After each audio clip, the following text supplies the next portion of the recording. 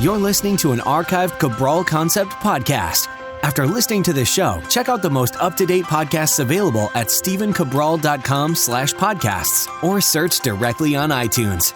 And now, welcome to the Cabral Concept, where board-certified naturopath and integrative health practitioner Dr. Stephen Cabral shares how he was diagnosed at the age of 17 with a life-altering illness and given no hope for recovery. It was only after studying and traveling all over the world did he discover how to combine ancient Ayurvedic healing practices with state-of-the-art naturopathic and functional medicine to fully rebalance the body and re-energize it with life. It's time to discover how to get well, lose weight, and finally feel alive again. And now, here's your host, Dr. Stephen Cabral.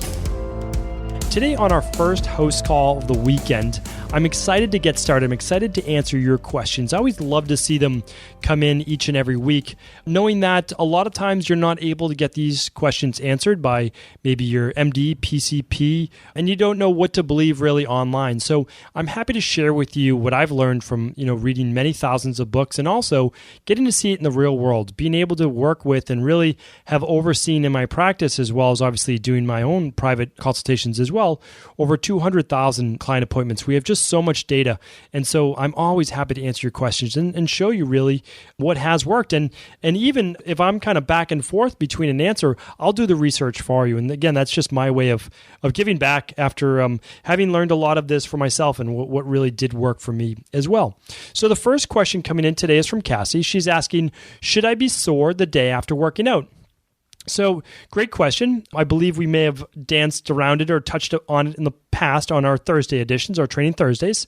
But the bottom line is this: whenever you start a new workout, so every 4 weeks, we recommend getting into a new program. Hopefully you tuned into episode 243 this week on Thursday, and it says, why you shouldn't be switching up your workouts or how often should you switch up your workouts. And a big thing is this, and again, listen into that episode, but really only the first or second week after starting a new program should you be sore from that workout. After that, your body has adapted to the exercises, and it doesn't mean that you're not getting results. It just means that there's not as much muscle tissue breakdown, and you're just simply used to that particular movement. That's not a bad thing. The reason is, if you're still increasing with weight or you're increasing with reps every week, you are getting not only the neurological benefit, the strength-based benefit, but you're also getting that body transformation benefit as well. So do stick with a new program for 4 weeks. Sometimes it's acceptable to go a little longer if you haven't plateaued. If you're continuing to increase your reps or continuing to increase your weight each week, then you're still getting that stimulus. So nope, don't worry about that. You have to gauge your level of soreness. Like, you shouldn't be sore for more than 2 days. But if you're sore for a day after your workout and it's not debilitating, some people can't walk down a flight of stairs, that's too sore. You did too much. There was no need to do that because you can get just as great results without doing that much work to be creating that much muscle breakdown. So Cassie, hopefully that answers your question. Really good one. Kristin is up next. Kristin is asking, hi, Dr. Cabral, can you share your thoughts and opinions on Chronic Inflammatory Response Syndrome or Biotoxin Illness? So Kristin was recently diagnosed with this, and she remains a little skeptical, although she says the theory seems legitimate. So let me talk a little bit more about this. This is essentially, a lot of people, they may live in older homes, and they get exposed to mold behind the sheetrock in the walls or in their basements. You can actually be exposed to many different types of bacteria or molds or funguses. Biotoxins could be anything. Like, literally, some people genetically don't do a very good job at detoxifying and breaking down secondhand smoke, diesel exhaust fumes. So many different markers. And so this is a real thing. The issue is we're just really finding out about it now. So I totally understand that you're feeling a bit skeptical. And also, there is and I'm not going to name the specific doctor and all the different dosages you gave for kind of getting over this. There's a little bit too much of a allopathic, conventional-based mentality to this, meaning like you need to look at all these specific markers and immunoglobulins and try to fix each one individually. I understand that. But here's the thing, is that what it really comes down to is if you improve, meaning like if you have methylation-based issues, if you have COMT detoxification-based issues, you can improve that by doing an overall good multi with the methylated B vitamins in there, doing a little bit extra of your activated B vitamins, so your true methylated-based B vitamins, as well as making sure that you are doing things like smoothies and maybe Epsom salt baths or an infrared sauna or sweating or dry brushing, rebounding, all these great things to get your body detoxifying on its own and naturally doing something, again, like a 7-day, 14-day, 21-day detox. Not having, so remember, what we're saying right now is this. If all the things that I just mentioned, they don't make your body detoxify. They give your body what it needs to detoxify. They help strengthen the detoxification process. Do this for about 12 to 16 weeks. If and only then are you not feeling better, then you can start to take it to that next level. Okay, well now I need to look at, these specific types of interleukins and TGF-B1, meaning like all of your different growth factors. So like all of that matters. All of this matters. It's not that it doesn't. But if you have these toxins in your body and you're suffering from that, you need to clean your blood. You need to strengthen your liver. You need to make sure your kidneys are working properly. You need to make sure you're not constipated, having a few bowel movements per day to get this stuff out of your body. You need to make sure that you're sweating. If you're not doing that first, none of the extra stuff matters. So hopefully that answers your question. And it's just so much more simple, right? I always prefer that. I always tell people when they meet with me one-on-one, here's the thing. I can give you a really complicated plan, but here's where we're going to start. Meaning we have the complicated stuff in our back pocket. So if you're not responding within 8 to 12 weeks, which most people do, literally 99 out of 100.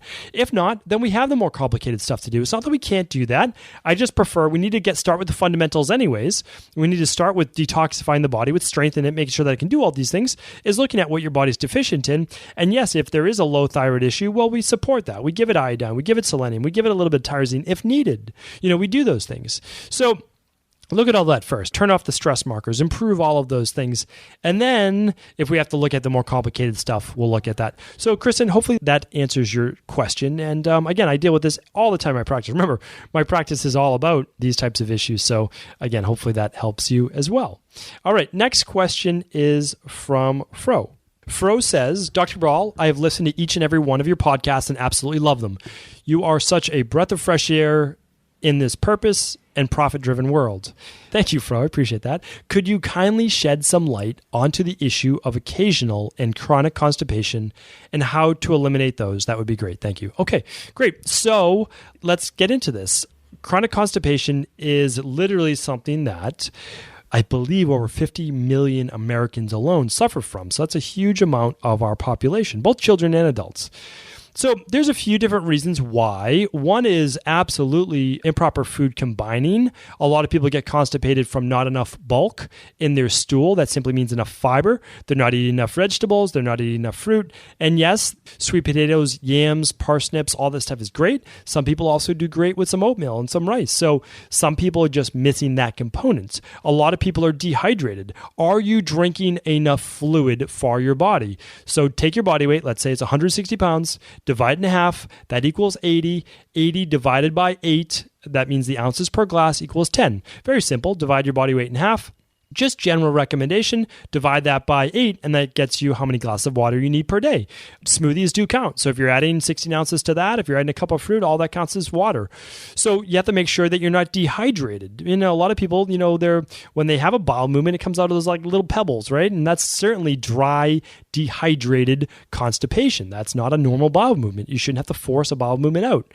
It should just be a smooth stool that comes out. It should not be a challenge to, again, have a bowel movement. If it takes you 5 minutes to have a bowel movement when you sit down on the toilet, again, that's constipation. Even if you do have it, you should have a bowel movement within a minute or two sitting down. Everything has been completed and you are good to go. That's it. No reading books, no reading magazines. If you have that time, to sit in the toilet and that's how long it takes you, that is constipation, whether you're having the bowel movement or not.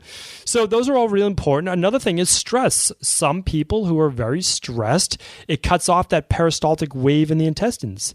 That means that there isn't that movement, right? The intercessation of the actual intestines that moves the stool along. That's a problem. Some people have imbalanced gut flora. That means not enough good bacteria to bad bacteria. That's a problem as well.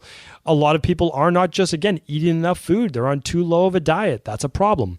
So you can see, right, that it's not a simple answer to your question. However, naming all of those things, you might now say, oh, yes, that was the one. I'm drinking enough fluid for sure, but I am not getting enough bulk in my stool or whatever it might be. So, there are great cleanses you can do. We have an intestinal cleanse at StephenCabral.com/store. It's not our product. It's just a great product that we recommend. And then some good probiotics to go along with it. So, that's really important as well. But for a lot of the times, all people have to do is the morning smoothie that I talk about. You can certainly use the all-in-one powder at the store that I recommend, that I personally use myself. But you don't have to. You could just do whatever, powder you would like, and then add in 1 to 2 cups of fruit, preferably berries. Do half almond milk, unsweetened, or coconut milk, or whatever nut milk that you like, and half water.